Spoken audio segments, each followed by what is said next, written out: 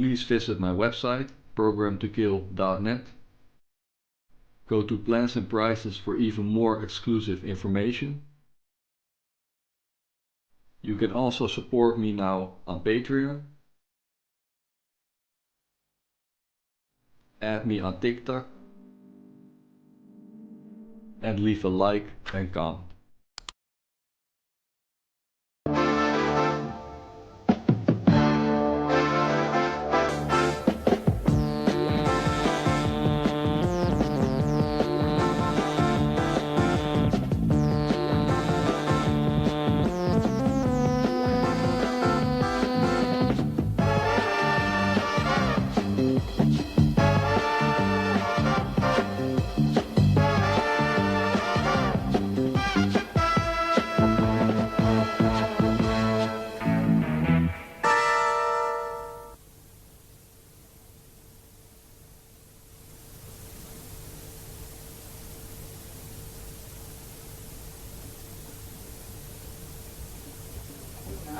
Jetzt kommt ihr mit? Nein, nein, nein, ja, nein. Jetzt kommt ihr mit? Nein.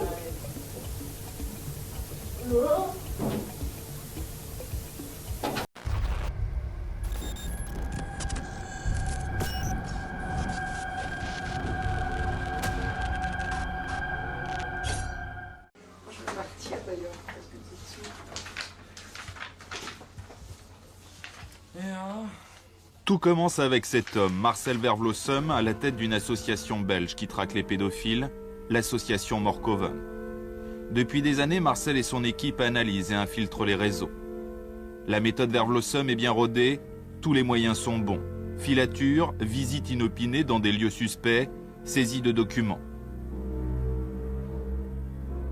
Et lorsque Marcel finit par démasquer les criminels, c'est toujours accompagné d'une caméra qu'il recueille leurs confidences. Le monde de la pornographie dépasse les frontières. Les pédophiles sont très mobiles et peuvent vite passer d'un pays à l'autre. La justice est une organisation lourde où la coopération est inexistante. Elle n'est pas armée pour combattre ce fléau. C'est en enquêtant sur la disparition d'un adolescent qu'il met à jour une filière de trafic d'enfants entre l'Allemagne et la Hollande. Nous sommes en 1998. Dans le réseau figure un homme clé, Gary Ulrich, pédophile hollandais dont le carnet d'adresses fourmille de contacts en Italie, en Russie, en Allemagne et en France. Marcel Vervlossum va parvenir à approcher Ulrich et son petit ami Robbie van der Planken dans le réseau lui aussi. Dans leur appartement, des ordinateurs fonctionnent nuit et jour. C'est le centre nerveux d'un site internet pédophile sur lequel Ulrich diffuse des milliers de photos d'enfants abusés. Dans cet appartement étaient cachés de nombreux documents. C'est là que Marcel va mettre la main sur le CD-ROM. Avec cette affaire commencent les ennuis pour Marcel Vervlossum. Il dérange, perquisition à son domicile. La justice belge le somme de remettre les documents. La même justice belge le menace de poursuite pour détention de matériel pornographique. Un compromis est finalement trouvé, c'est donnant-donnant. Ils nous ont dit nous allons nous attaquer à ce réseau. Dès lors, nous leur avons remis les documents. Dans la foulée, l'équipe de Morkoven va remettre le CD-ROM à Interpol et même l'adresser à certains chefs d'État européens. Nous sommes fin 98 et plus rien pendant plus d'un an.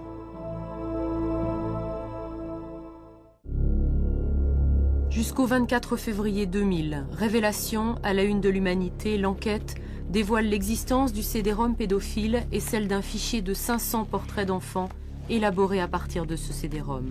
Le journaliste auteur de l'enquête, Serge Garde, va très vite être contacté par des familles françaises qui disent reconnaître leurs enfants.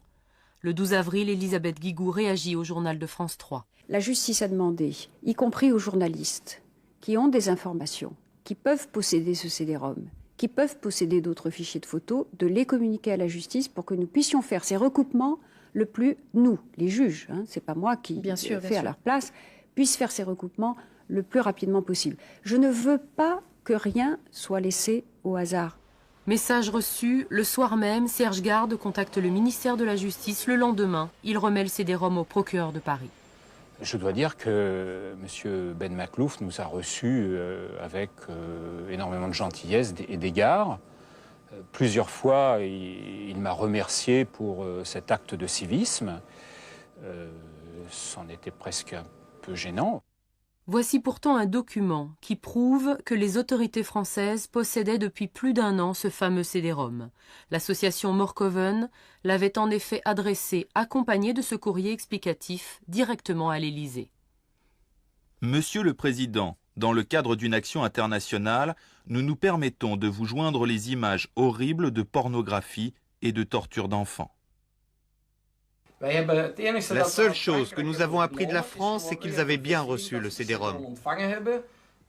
Et c'est tout.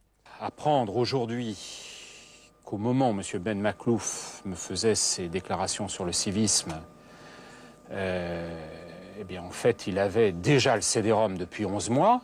Car ce second document confirme bien que l'Élysée a transmis le CD-ROM au ministère de la Justice le 21 avril 1999. Dans la foulée, le 14 mai, le document parvenait au procureur de Paris. Que s'est-il donc passé pendant 1 an, entre avril 1999 et mai 2000? Nous avons posé cette question et au ministère de la Justice et au parquet de Paris. Embarras, cafouillage, tout le monde se renvoie la balle avant de communiquer par fax la réponse officielle. On apprend dans ce fax qu'une enquête pénale a bien été ouverte et que le CD-ROM contenait des images porno mettant en scène des mineurs. Surtout, on apprend que 2 mois plus tard, le dossier est classé en l'absence d'infraction pénale. Quand même, si on voit des enfants en bas âge faire une fellation à un adulte ou être sodomisé comme ça existe sur le CD-ROM, s'il n'y a pas d'infraction pénale, alors il ne faut surtout pas venir me proposer la moindre amende. Je voudrais savoir quel est l'abruti, je pèse mes mots, qui a pu prendre cette décision. Enfin, ça, c'est quand même scandaleux. Qu'est-ce que ça signifie? Est-ce que les gens ont regardé les images qu'il y avait sur ces photos? Il n'y a pas d'infraction pénale.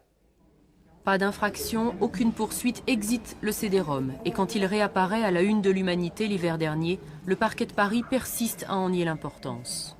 Un certain nombre de ces clichés sortent de revues où les mineurs ont été photographiés la plupart du temps avec non seulement leur accord, mais l'accord de leurs parents. Comment interpréter cette notion de consentement quand on voit sur le CD-ROM des enfants de moins de 3 ans? 6 mois après ces dernières déclarations du parquet de Paris, nous avons sollicité à nouveau les autorités judiciaires pour faire le point sur l'enquête. À notre demande d'interview, il nous a été répondu par fax ceci. S'agissant des investigations liées à la diffusion du CD-ROM et des procédures en cours, nous ne pouvons nous exprimer sur ces questions. De leur côté, les associations qui luttent contre la pédophilie comme Morkoven en Belgique ou le Bouclier en France multiplient les cris d'alarme en vain. Si un jour nous avons une liste à publier, ce n'est pas la liste de personnes, parce qu'il n'y a que la loi qui peut dire s'ils sont coupables ou pas, mais nous publierons la liste de toutes les démarches que nous aurons faites auprès des pouvoirs publics. Et là, je pense que les citoyens vont redescendre d'un cran en voyant exactement ce que nous avons fait, quand nous l'avons fait, et les suites qui ont été données. Ça sera intéressant. C'est quoi le résultat aujourd'hui? Quasiment zéro. Il faut quand même que les Français sachent que des affaires sont classées pour tout un tas de motifs juridiques, mais c'est quand même délirant. J'ai connaissance que, quelque part en France, il y a plusieurs ordinateurs bourrés d'informations extrêmement sensibles de cette nature qui sont en train de rouiller. La plainte est classée. Point, c'est fini.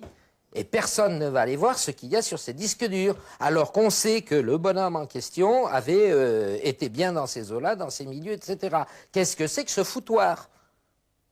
Et des exemples comme ça, nous en avons des dizaines, ici en France.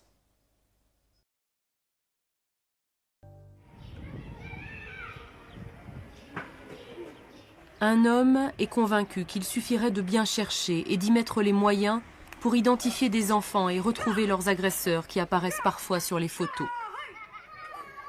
Depuis plusieurs années, Don Fortunato, un prêtre sicilien, traque les pédophiles sur Internet, repère les réseaux et alerte les autorités. Un combat quotidien. Vous voyez là, c'est une toute petite fille. C'est une photo qui fait partie de toute une série sur laquelle je viens de tomber en vous parlant. C'est une petite fille d'1 an avec un adulte qui se cache le visage pour pas qu'on le reconnaisse. Il est en train de violer la petite fille. Il y a une petite fille que nous avons vue à 2 ans. Maintenant, elle en a 12. Chaque année, elle a été violée. Et chaque année, on voyait une photo d'elle. À qui est cet enfant? Cet appel, je le lance aussi en France. À qui appartiennent ces enfants? La France est impliquée, comme tous les autres pays en Europe. Tous, sans exception. Il suffit d'ouvrir les yeux.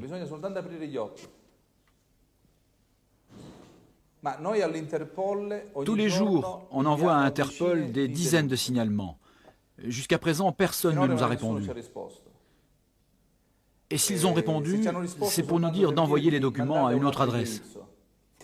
C'est précisément à partir des documents recueillis par Don Fortunato que la police italienne a pu démanteler début octobre un vaste réseau pédophile entre la Russie et l'Italie. 1700 personnes seraient impliquées, parmi elles des Français.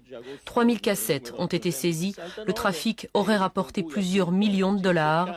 Sur certaines vidéos figuraient des scènes de torture et même de mise à mort d'enfants. Le pire du pire, ce sont des vidéos qu'on a déjà données aux magistrats italiens. Des vidéos de petites filles qui sont non seulement abusées et violées, mais aussi dont on brûle les parties génitales après le viol. Des enfants parfois en très bas âge, qui après le viol sont aussi tués et exposés comme des trophées.